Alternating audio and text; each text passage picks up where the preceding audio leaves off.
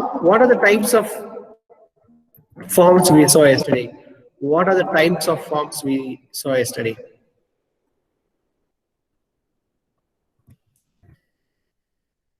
Three types. Okay. Before the three type, how it is general classification. What is a general classification? Yes, correct. Non-corporate enterprise we saw. Good. Nice. So yesterday we saw about the classification of business organizations. Like we have two different forms. One is non-corporation forms and another is corporate forms. That is, technically we call them as non-corporate enterprises and corporate enterprises. Okay. And then we saw some characteristics about non-corporate enterprises. For example, a non-corporate enterprise is an enterprise which comes and formed by an individual, and that individual will be the owner and he will be managing the business, and there is very less legal formality for the person who starts non-corporate enterprises.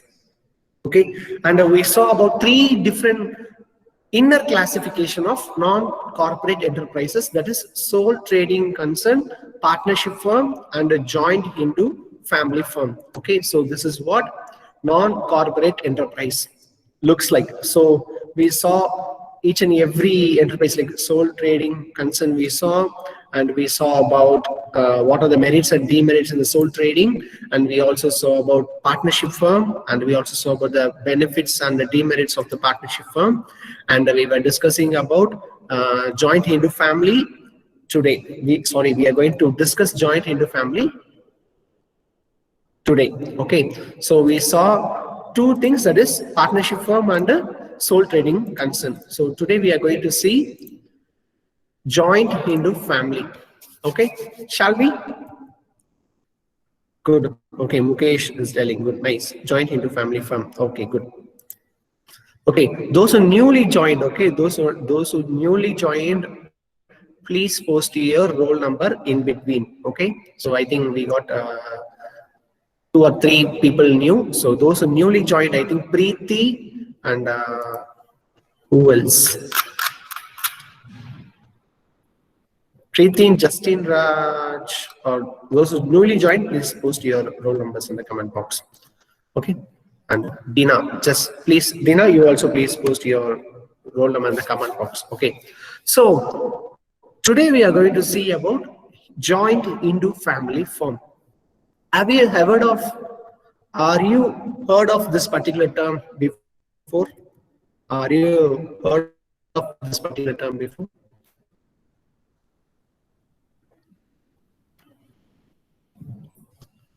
Yes, sir. Okay, no. Varsha is telling no. Okay, good. Okay, good.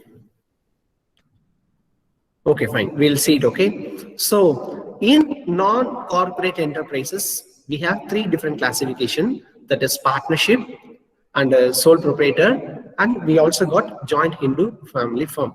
Okay, this is very unique and very significant business form that only followed in India. Nowhere else.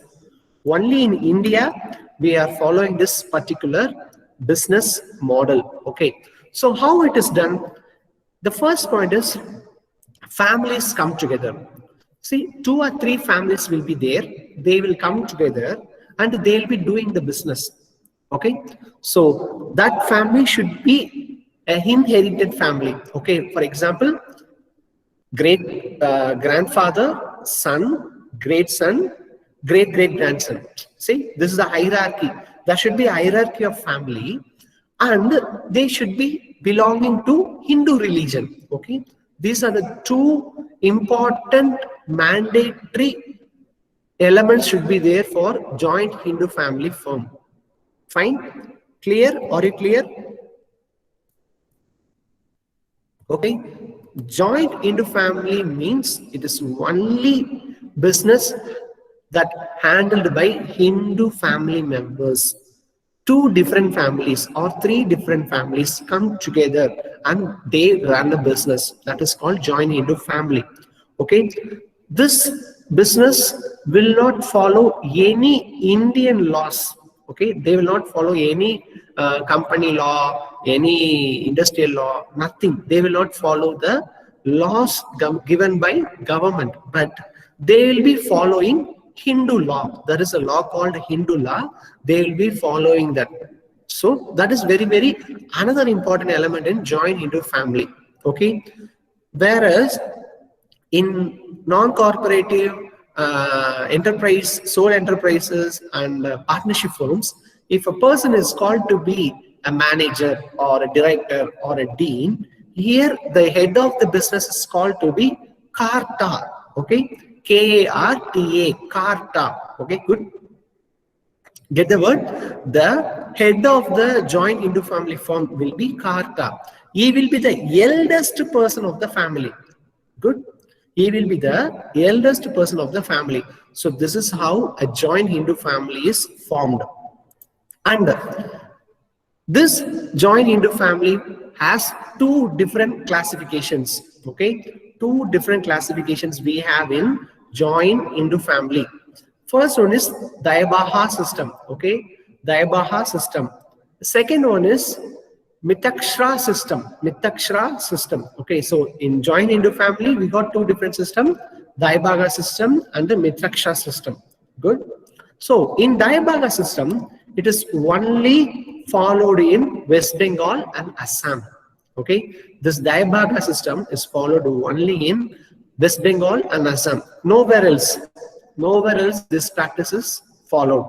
And here in Dyabaga system, only male or female of the family can become a leader of the business. Either a male or a female can become a leader of the business. This is what the significance of Dyabaga system. Whereas in Mistraka system, that is Mistraksha system, okay, I'm not getting the word exact Sanskrit pronunciation, okay? So maybe you can refer it. Mitakshra system, there is only male can become a leader of the business. Only male. The females are not allowed to become the leader of the business. That means the head of the business. And here, successive generations only follow the system. Okay, I told you, right? Previously I told grandfather, son, great son, great son. See, there is a hierarchy, right? Tata, Paiyan, Magan, Parent, Pul Parent. So this is the formula they will be following it. They only will manage the business, nobody else. Okay, and this system is followed by, apart from West Bengal and Assam, all of the world, all of other parts of India following this world. West Bengal and Assam, except West Bengal and Assam, this system, Mitakshra system, is followed by all the different parts of India. So these are the two different inner classification of joint Hindu family. Okay, and then this also has some merits and demerits. Okay, the merits are very fascinating. Okay, the first merit is continuity. Whereas in sole proprietorship or in partnership firm, this continuity will not be ensured. Okay, but in joint Hindu family firm, this continuity is there. Dad did the business, son did the business, great son did the business, great son will do the business, next the great son will do the business. See, that is how the business continuity will go in joint Hindu family firm. Okay, then we have got assured share. Whereas in sole proprietorship or in partnership firm, I will not get that assured share. But here, if I tell the person that I will give you 1 lakh rupee, I have to give 1 lakh rupee. I cannot tell him that you just take 80,000. Cannot tell. It is assured share. There is a share for you. The share is for you. That is very important aspect in joint Hindu family. And third thing, this family business will support young people to learn the business. See, the business model is like that, right? After the dad, the son has to take care of the business. So he has to learn the business. So there is an opportunity for youngsters to come and learn in the business. Okay, and there is no restriction. Anybody can come and join, but provided what system they are following. For example, in Diabaka system, there is no hierarchy. Okay, there is no successive generation required. Whereas in Mitakshara system, they need a hierarchy. The successive generation should be there. Okay, that is very, very important. So this is the advantage and as well as a demerit as well. Okay, in one system there is a very clean structure is available. In another system there is no, anybody can come and join, and they can only provided they should belong to a Hindu family. Okay, and then unity and division of work. See, business is run by family members. Okay, so what happens here? Everyone will adjust, everyone will cooperate. They will, if someone has to open the shop, they will go early and open it. If someone has to close little late, someone will stay late and they will close the shop and will come back. So there is unity and division of that means division of labors is ensured in joint Hindu family. Okay, then there are three important demerits also there in the joint Hindu family. First demerit is the limited capital. Sometimes the family will lack the investment. Okay, so that is very, very important, right? Investment is very, very important. They may lack some investment because they all dependent on family business and family resources, and there is no incentives or lack of incentives. For example, if someone is working for 8 hours or 12 hours, they may get a particular fixed salary or share. If they are working more than the time period, they will not get any incentives. And there is, even though it is continuous business, but there is no stability. Okay, there is a chances that business can be vanished. There are some household business may perish in time due to some economical situation, due to some environmental situation. All those situations will cause the business and they will be out of the business. See, we will see, right? We will tell in our places, see, this family lived very wealthy, but now they are in poverty. We used to tell them, right? So this is the reason. There will be some stability when they do the business within the family. And there is also one demerit is there. This Katara, right? There's Kata. These people has some influence in the business. So if they don't function well, for example, if a leader is not functioning well, the business will not do well. So these are the demerits of joint Hindu family. Is there any doubt here? Any doubt? Okay, so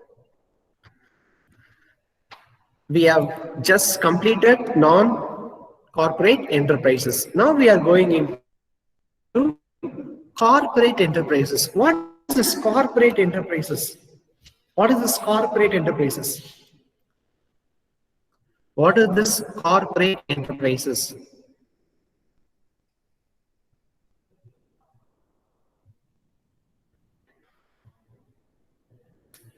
Okay.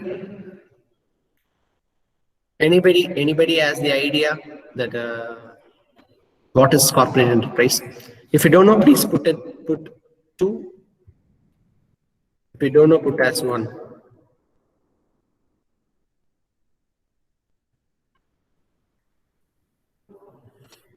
Okay, Santu, what is corporate enterprise, Santu?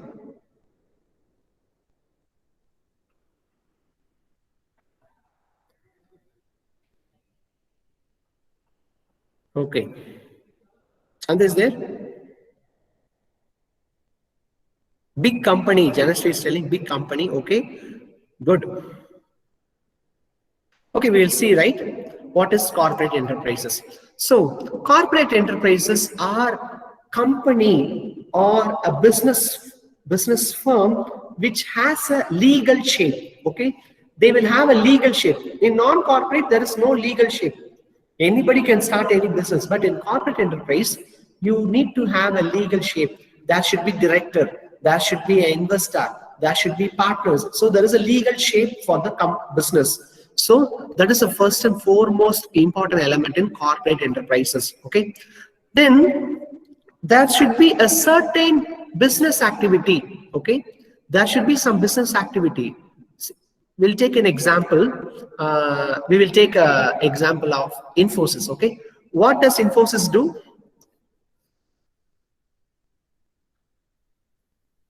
What does Infosys do? Yes, Rexline is telling, founded by a group of people who follow certain government rules. Good. And Mukesh also told, company exercising a legal activity. Good. Nice. Okay. Okay. What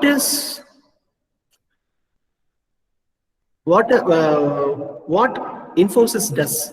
Rules and regulations. No. I'm asking over Infosys. Do you know about Infosys?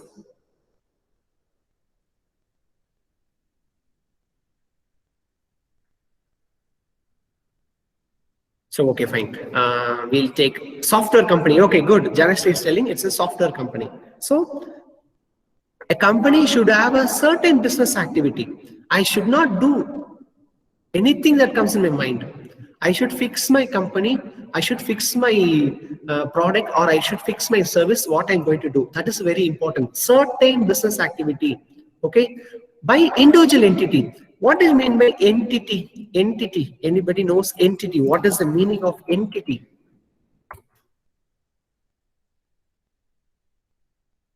Okay. Entity means existence. Okay. Entity means existence. Please, you note this word entity. ENTY. Entity means existence.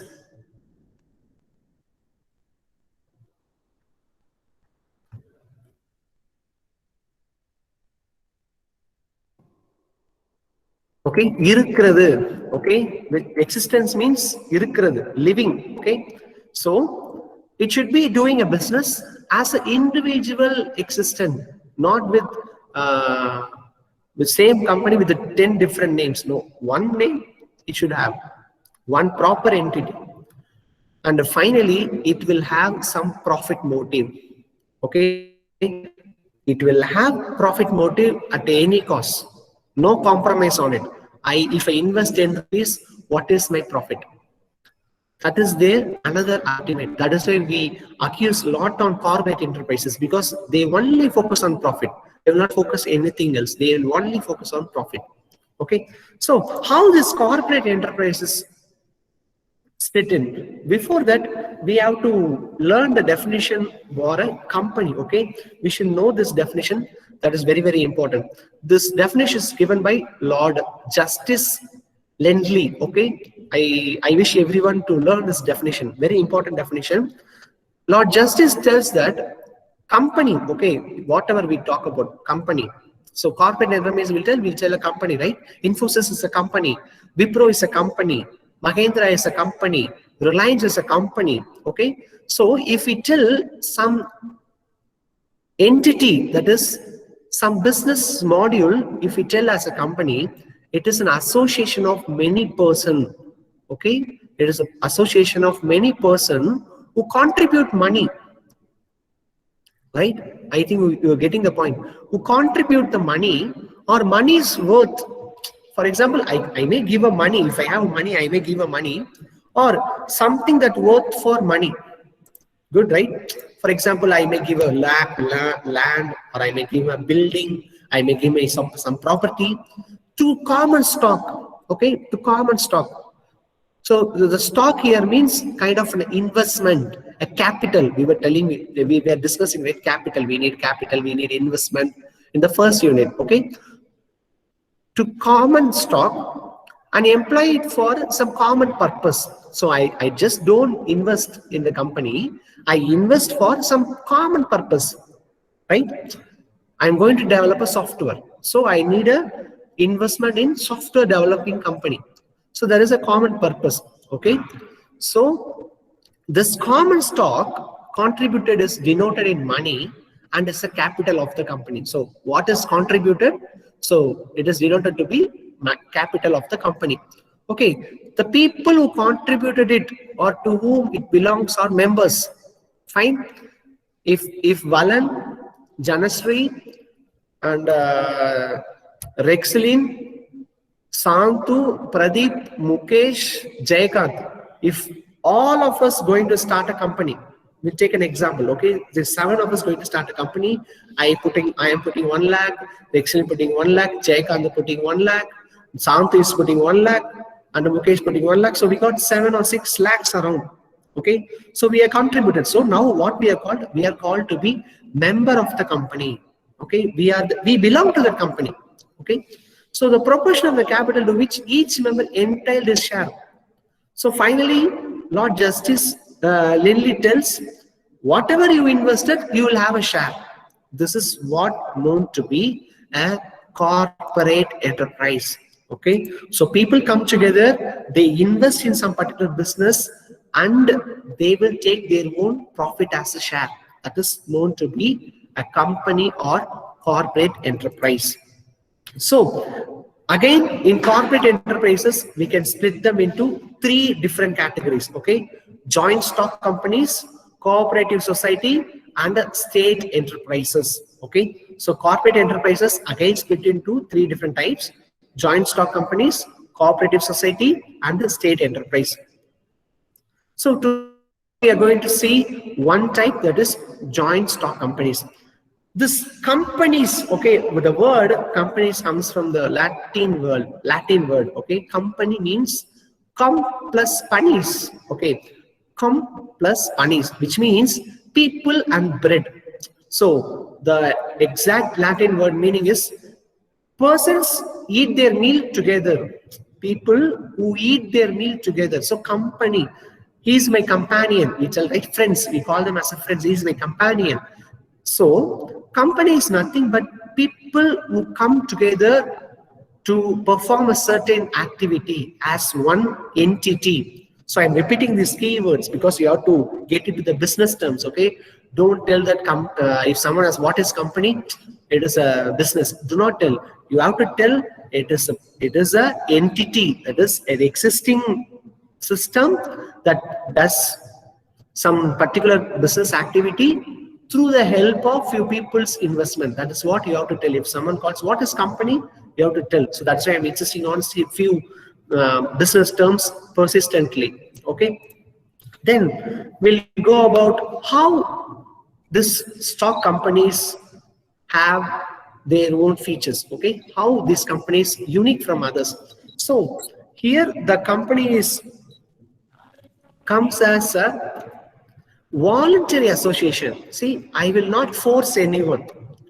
Whereas in joint into family, the son, whether he likes or not, he has to take care of the business. But in joint, please Ganesh, please mute Ganesh. Please do not unmute in between. Okay. So in joint stock companies, voluntary association, if Valan and Ganesh and Rexlin and Mukesh and Pradeep has to do, they have to do the volunteer work. Okay. And we will have separate legal entity. Okay, it will have a separate legal ensurement. It will not have anything that has a simple or vague appearance. It will have its own legal entity. Okay, a separate legal entity will be there, and there is very, very less liability. What is mean by liability? Yesterday we saw. What is mean by liability? What is mean by liability?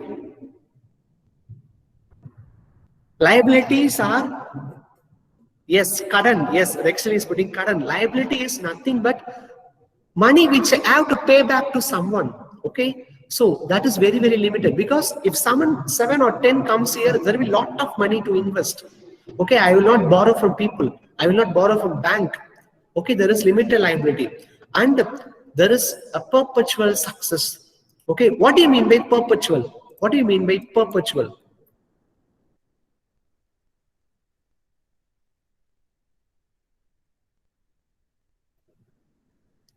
Anybody knows what do you mean by perpetual?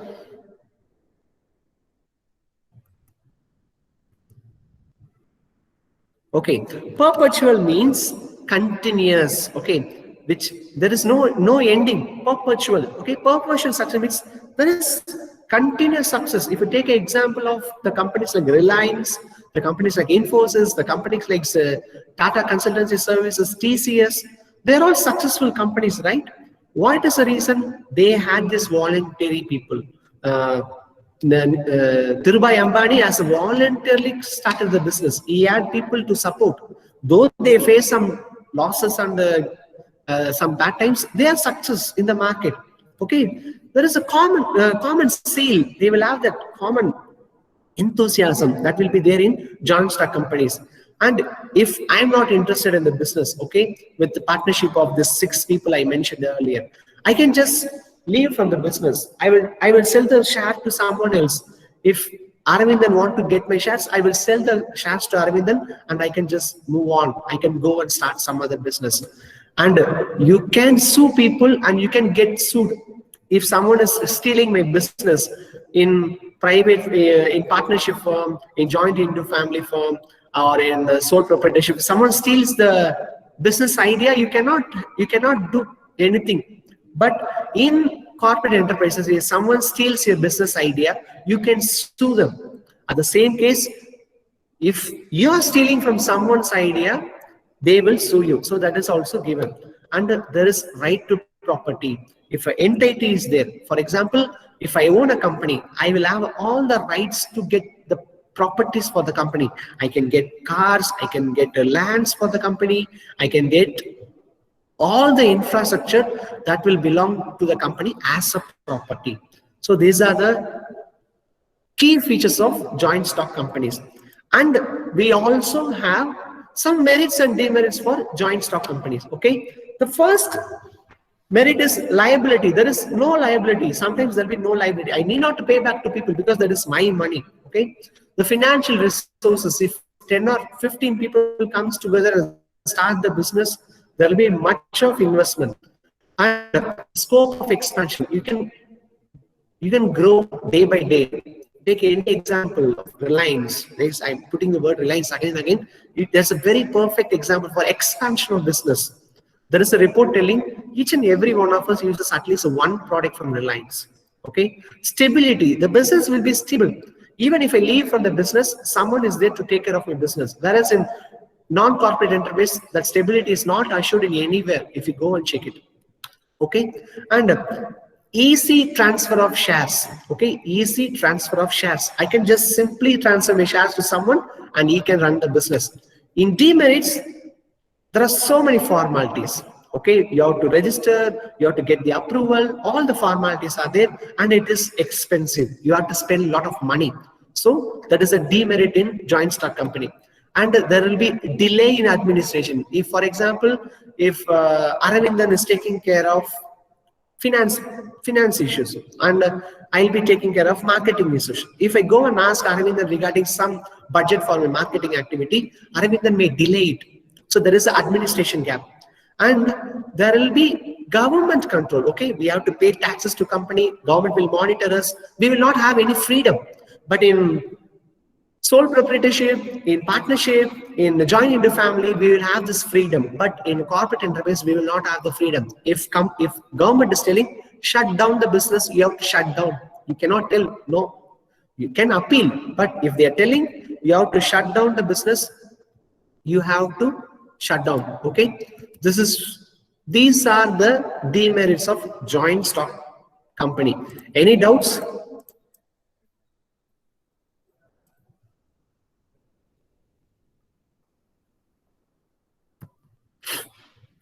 Any doubts? Yes, Tata Group. Yes, Tata Group also one of the good example for this example.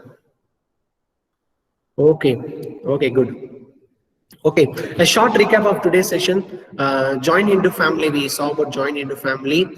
Joint into family is where 2 or 3 Hindu families come together and they start the business, or successfully they do it. Okay, so then it is followed in India. This is followed in India, only in India, nowhere else. The head of the business will be known as to be Karta. Okay, and there is 2 different classifications. That is Dayabhaga system and Misakshra system. and we saw some demerits and the merits of joining into family today. And we saw about corporate enterprise. So corporate enterprise is a legal shaped company where business is done with a certain goal and as treated as an individual entity, and it is prime focuses on profit creation. Okay, so there is a beautiful definition we learned today by Lord Justice Lindley. He tells that a company is association of many persons who contribute money, okay, who invest money for a particular business activity, and then they will get the share. That is what Lord Justice Lindley told. And we saw about three different classifications in corporate enterprises. There is joint stock companies and cooperative society and state enterprises. Okay, fine. And then today we only saw about joint stock companies in the corporate enterprises. So joint stock company is nothing but the company which has a legal body, which has a lot of financial resources, and we also saw certain demerits and merits for the joint stock company. Any doubts, Hari? Any doubts?